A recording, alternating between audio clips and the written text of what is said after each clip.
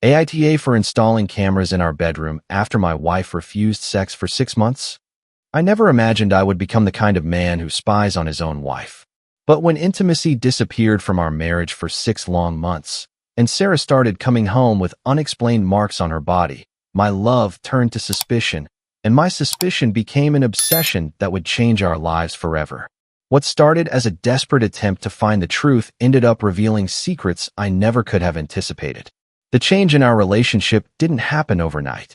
It was a slow, painful erosion of intimacy that left me feeling like a stranger in my own marriage. Sarah and I had been together for 12 years, married for 8, and we used to be the couple our friends envied. Always touching, laughing, connected. But after she started her new position as lead instructor at the Sunrise Yoga Center, everything began to shift. At first, I was genuinely happy for her. She'd found her passion, and it showed in her energy and confidence. She'd come home glowing, talking animatedly about her classes and the students she was helping. But gradually, the late nights began. Private sessions with corporate clients. She'd explain when she returned home at 9 or 10 p.m., smelling of incense and sweat. They can only do evenings, and the money is too good to pass up. I tried to be understanding.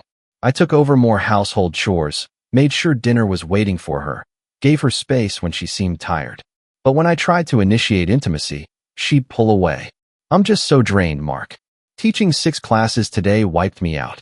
The rejections started stacking up, first once a week, then twice, until we reached a point where we hadn't been intimate in weeks, then months.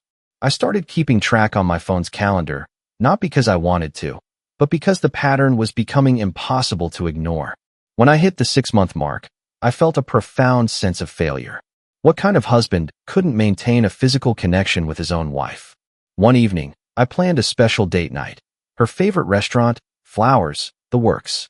I thought if I could recreate the romance we used to have, maybe we could break through whatever barrier had come between us. But when I picked her up from the yoga studio, she seemed distant and preoccupied. Everything okay? I asked during dinner. She pushed her food around her plate. Just tired. It's been a long week. I miss us, I said, reaching for her hand across the table.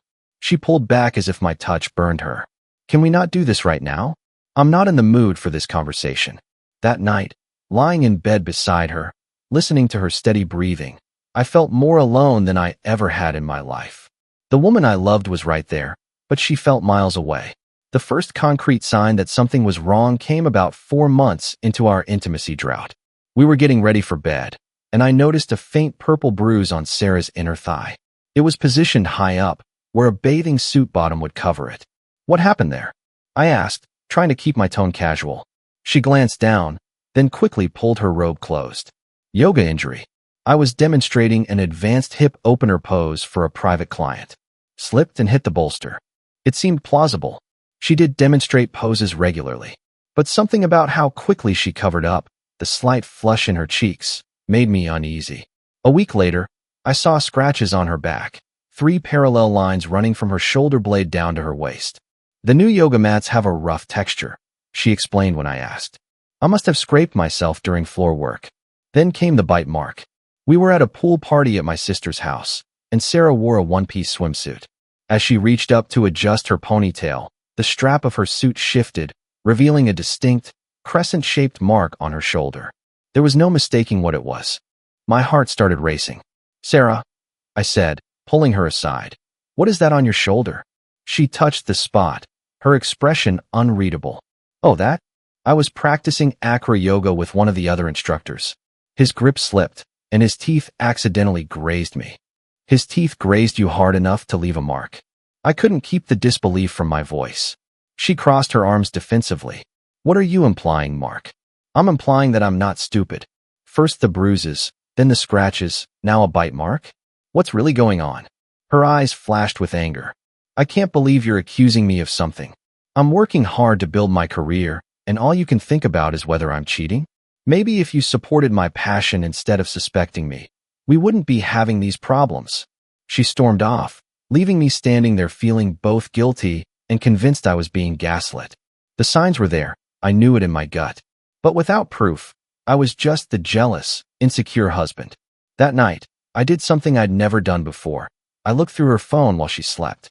My hands trembled as I scanned her messages, but I found nothing incriminating. Her social media was clean.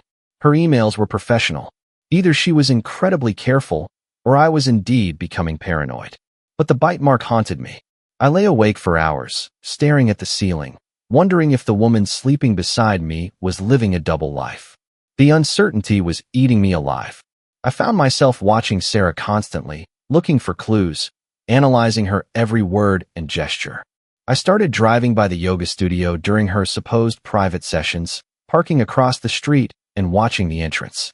I saw students coming and going, but never witnessed anything suspicious. My work suffered.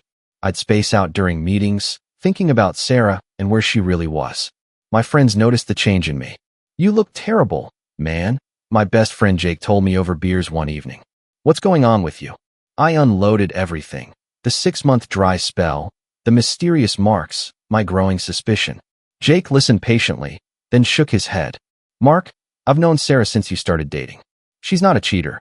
Maybe she's genuinely stressed with her new job. Have you considered couples counseling?"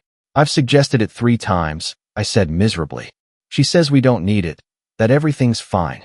"Then maybe you need to trust her until you have a real reason not to." But I couldn't. The doubt had become a constant companion, whispering in my ear, feeding my fears. That's when I started researching surveillance equipment online. At first, I told myself I was just curious, that I'd never actually go through with it. But as the days passed and Sarah grew more distant, the idea took root. I found a website that sold tiny, wireless cameras disguised as everyday objects. There was one that looked exactly like a smoke detector and another that fit inside a digital alarm clock. They were expensive, but my desperation outweighed the cost. When the package arrived, I felt a wave of shame. Was I really going to spy on my own wife? What kind of person does that? But then I remembered coming home early the previous week to find Sarah on the phone, laughing in a way she hadn't laughed with me in months. When she saw me, her expression immediately shifted, and she ended the call quickly. "Just a student with questions about tomorrow's class," she'd said, but her eyes wouldn't meet mine. That memory steeled my resolve. I installed the cameras one afternoon when Sarah was teaching a workshop. My hands shook as I mounted the fake smoke detector in the ceiling and placed the modified digital clock on my nightstand. With each click of the mounting brackets, I felt another piece of my integrity chipping away. I justified it to myself. If the cameras proved she wasn't cheating, I could let go of my suspicions and work on rebuilding our marriage. If they proved she was, well, at least I'd know the truth. But as I stood back and looked at our bedroom, now a monitored space, I couldn't shake the feeling that I was crossing a line from which our marriage might never recover. For the first week, the cameras revealed nothing unusual. Sarah's routine was consistent. She'd come home, do her evening meditation, take a shower, and go to bed. Sometimes she'd read for a while. Other times she'd scroll through her phone, but there was nothing suspicious. I started to feel like the monster I probably was. Here was my wife, going about her life, while I secretly watched her from my office. The guilt was overwhelming. I decided I would remove the cameras that weekend and come clean to Sarah about my insecurities. But then Thursday night happened. Sarah came home later than usual, around 10:30 p.m., but she was in an unusually good mood. She was humming a tune I didn't recognize, and there was a lightness in her step that had been absent for months. "Good workshop?" I asked, trying to sound normal. "The best," she said, smiling. The students were so engaged. She went through her usual routine, but I noticed she kept checking her phone, smiling at the screen in a way that made my stomach clench. That was the smile she used to reserve for me. At 11 p.m., her phone buzzed with a video call. She answered immediately, and a man's face filled the screen. David, the manager of her yoga studio. I'd met him a few times at studio events. He was handsome, charismatic, and around our age. "Hey, beautiful," David said, his voice smooth and intimate through the camera's speaker. My blood ran cold. "Hey yourself," Sarah replied, her voice taking on a soft, flirtatious tone I hadn't heard in years. "Ready for our session?" Session. At 11 p.m., Sarah propped the phone up on her pillow, facing our bed, my and her bed. "Always ready for you," she purred. What followed was the most painful 30 minutes of my life. Sarah followed David's explicit instructions, touching herself, moaning his name, performing intimate acts on camera that she hadn't shared with me in over half a year. I sat in my home office, watching the live feed, feeling my heart shatter with each passing second. This wasn't just an emotional affair. This was virtual infidelity, happening in our marital bed while I watched from another room. The physical intimacy I'd been craving, the connection I'd been begging for, she was giving it freely to another man, just not in the way I'd feared.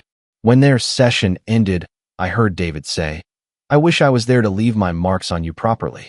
And Sarah replied, "Soon, baby. I'm almost ready to leave him. I just need to get my finances in order first." Those words hit me like physical blows. She wasn't just cheating, she was planning to leave me. I sat in the dark for hours after Sarah fell asleep, the camera feed still open on my computer screen. The woman sleeping peacefully in our bed had been living a secret life, and I had documented every painful second of it. I waited until morning to confront her. I needed to be calm, measured. I couldn't let my raw emotions control the conversation, no matter how much I was hurting. When Sarah came downstairs for breakfast, she looked well-rested and happy, a stark contrast to how I felt after my sleepless night. "We need to talk," I said, my voice surprisingly steady. She sighed, looking annoyed. "If this is about sex again, Mark, I'm really not in the..." I slid my phone across the kitchen table. On the screen was a frozen frame from last night's video call, Sarah's face clearly visible, filled with pleasure as she looked at David on the screen. Her face went pale. What is this?" "You tell me," I said quietly. Her eyes widened as she realized what she was looking at. "You've been spying on me? You installed cameras in our bedroom. You've been cheating on me." I shot back, my composure cracking. Emotionally, virtually, does the method really matter? Tears filled her eyes, but they weren't tears of remorse. They were tears of anger. "You don't understand anything. David listens to me. He cares about my feelings, my dreams. You just care about sex. For 6 months, Sarah? 6 months you made me feel like a monster for wanting intimacy with my own wife, while you were giving it away to some guy on video call. In our bed." The truth came pouring out then. She hadn't physically cheated, not yet. But the emotional affair had been going on for 8 months, almost since she started working at the studio. The private sessions were often video calls with David. The marks on her body? Self-inflicted, at his suggestion, to feel closer to him when they couldn't be together physically. "He makes me feel desired, Mark. Not just for my body, but for my mind, my spirit. When was the last time you made me feel that way?" The question hung between us, and I realized with a sinking heart that she had a point. When had I stopped making her feel truly seen? When had our relationship become about household logistics and scheduled date nights rather than genuine connection? But that didn't excuse what she'd done. She packed her bags that morning. She said she needed space, that she was going to stay with her sister. She said I'd violated her trust in an unforgivable way with the cameras. And maybe she's right. Maybe installing surveillance equipment makes me the villain in this story.